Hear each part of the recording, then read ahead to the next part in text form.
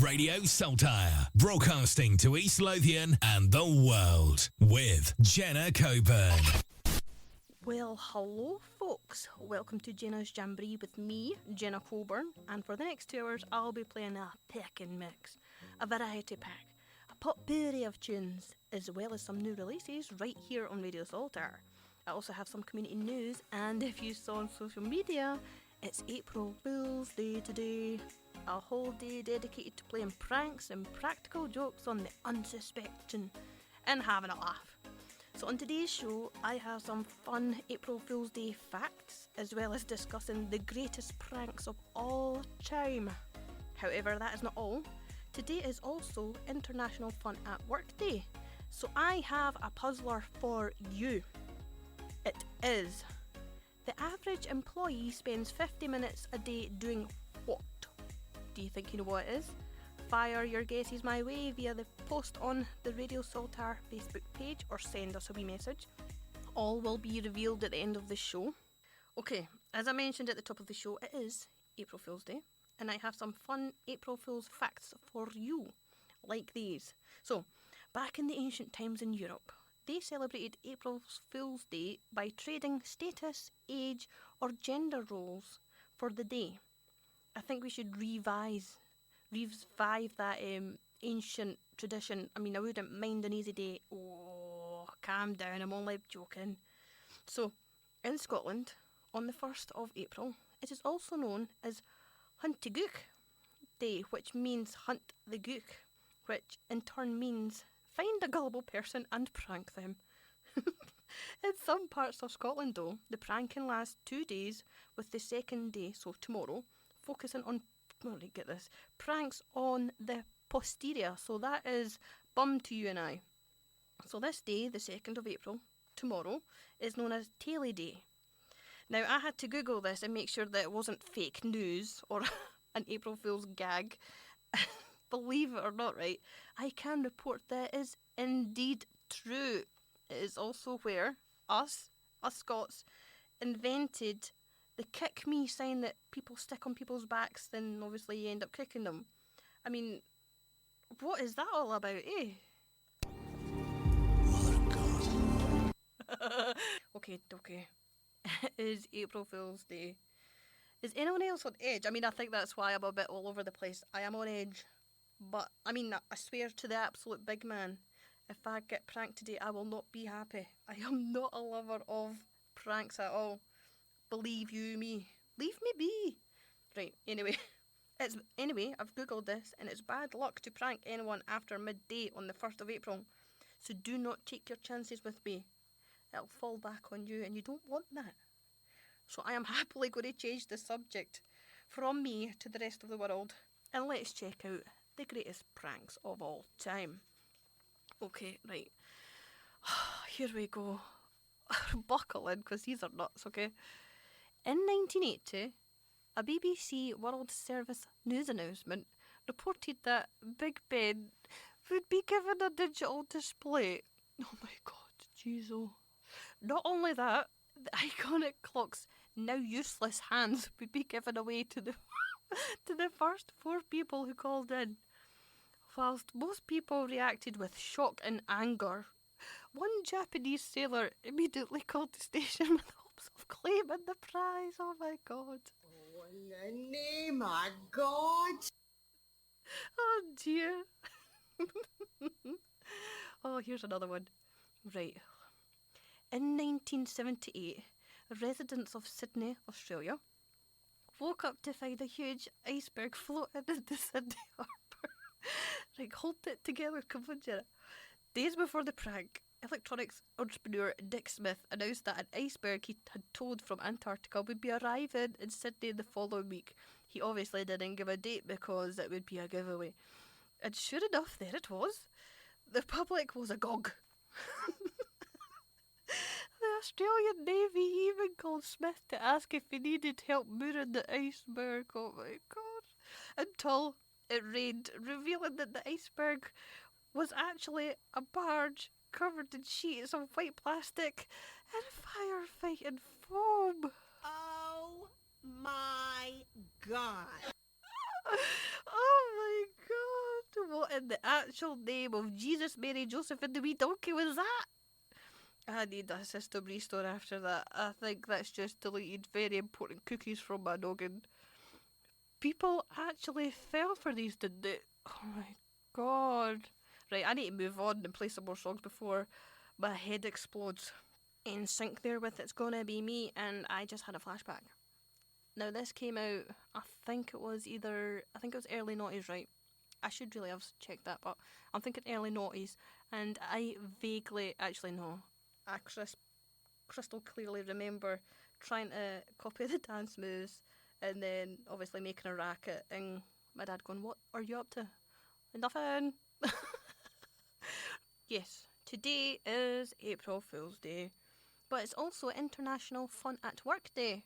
I can confirm that I am unreservedly having fun, and I hope you are too, for I have a puzzler, a conundrum for you. It is this. The average employee spends 50 minutes a day doing what? Fancy having a guess? Head over to the Radio Solitaire Facebook page and comment on my post or send me a wee message.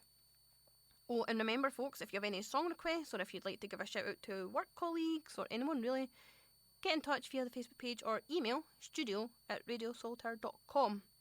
But before I move on and play some more songs, I want to pay tribute to two men who sadly passed away in the last 7 days. One of them passed away on Wednesday from complications from glioblastoma. His name was Tom Parker. He was a member of the UK boy band The Wanted.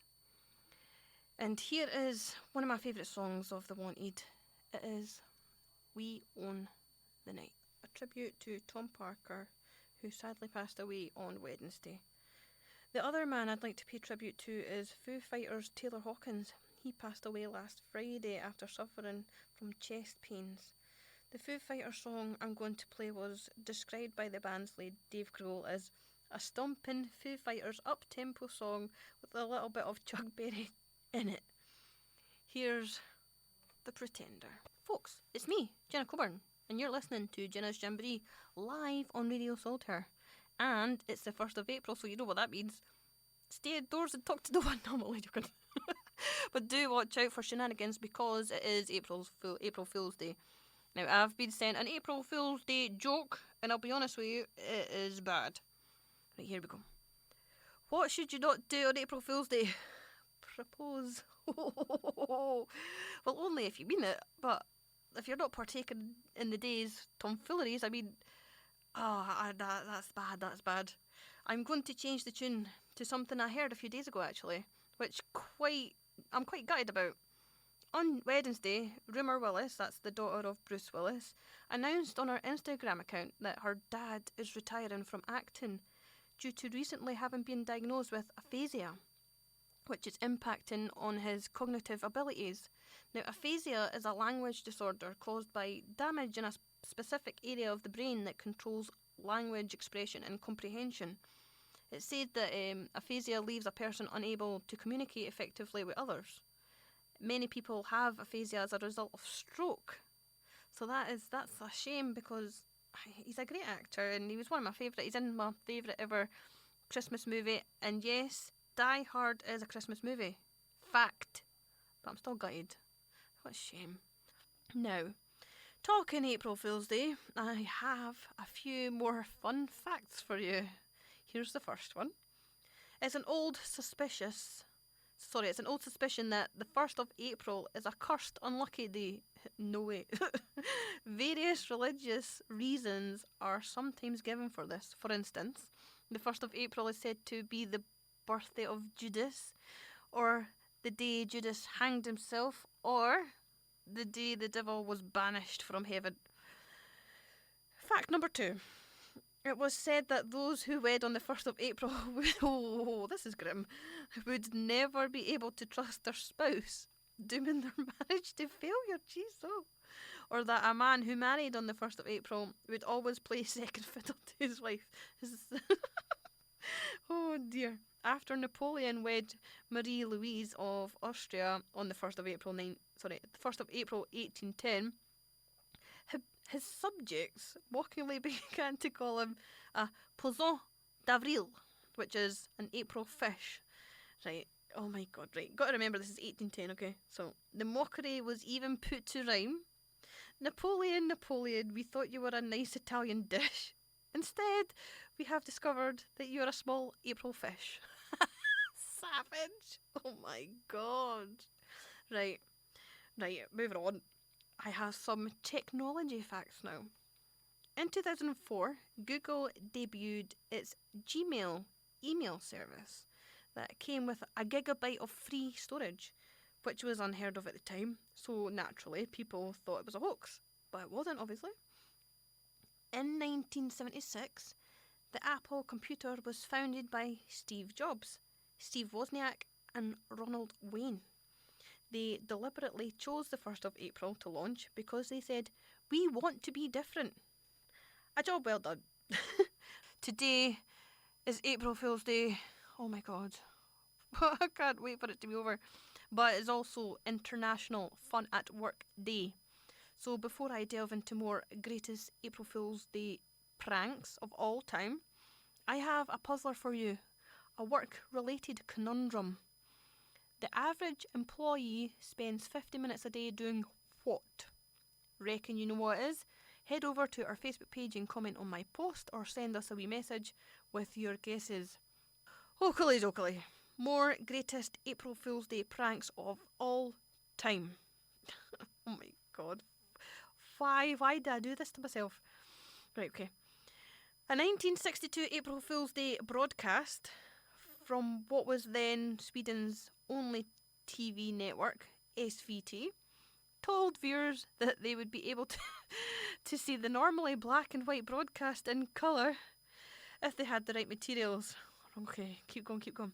Technical expert Kel Stenson explained to viewers in highly scientific details, can already tell it's going to be a bad day, that if they stretched a pair of nylon stockings over their TV sets, the light would filter in such a way as to allow them to see the broadcast in colour. The best see the results, Stenson recommended viewers would need to move their heads from side to side as they watched. Oh my god.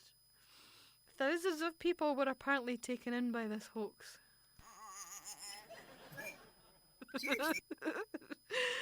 Oh my word, can you believe it? Okay, here's another one. In 1957, the BBC show Panorama announced that thanks to a very mild winter, Swiss farmers were enjoying an exceptionally heavy spaghetti crop. The announcement was accompanied with footage of Swiss spaghetti harvesters pulling the pasta off tree branches. Hundreds of Britons, many of whom didn't eat the Italian dish regularly, called the BBC to ask how they could grow a spaghetti tree of their own. Without missing a beat, the BBC replied, Composure. The BBC replied, place a sprig of spaghetti in a tin of tomato sauce and hope for the best.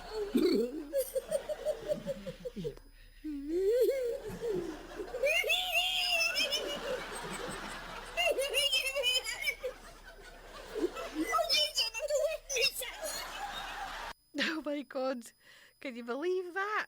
In the name of the wee man, you couldn't write it. Well, you could because these in fact did happen. I can't even. Right, I'm just going to go into the music now. This is Jamiroquai, Virtual Insanity, because that's what I'm feeling right now. And today is April Fool's Day.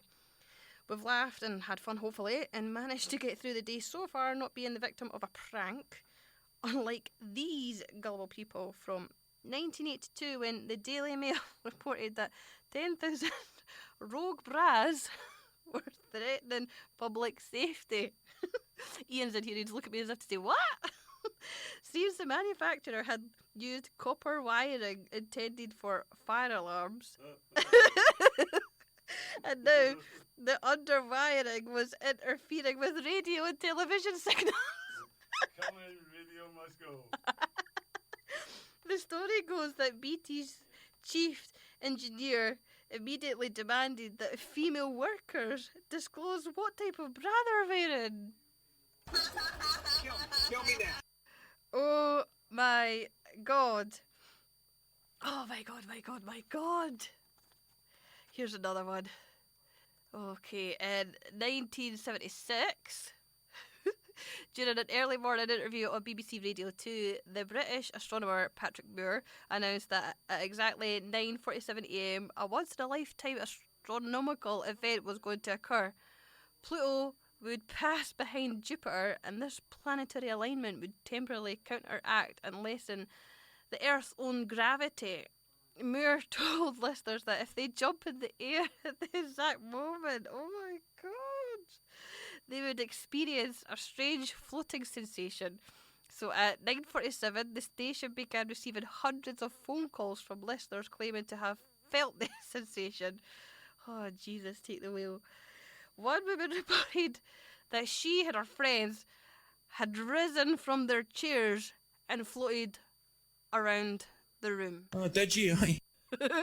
Well, what Kevin said, okay? So, I reckon she'd been watching too much Mary Poppins on repeat.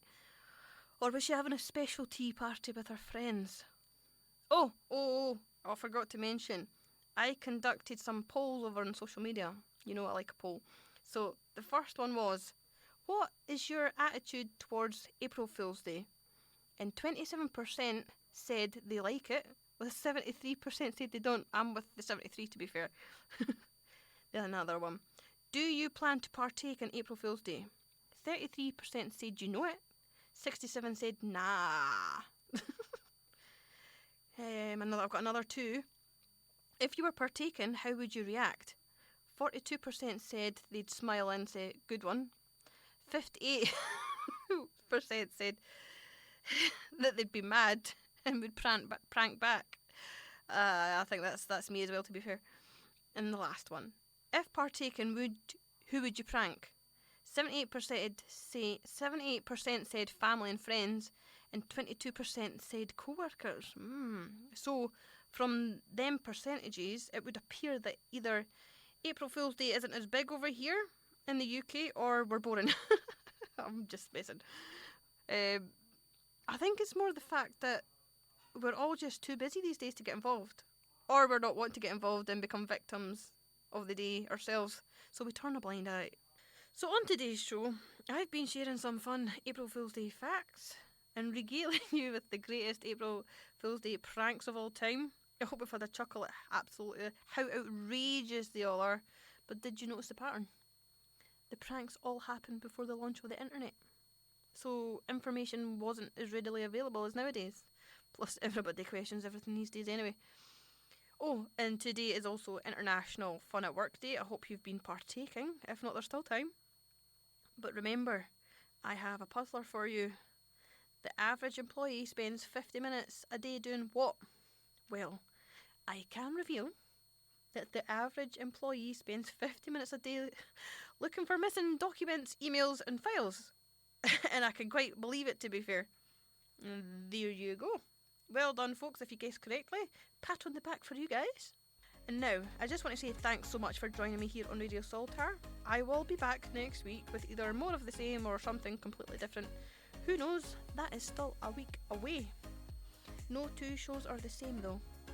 So you know it's going to be totally random, but filled with great tunes to get you feeling those Friday vibes. Catch you next week. Bye!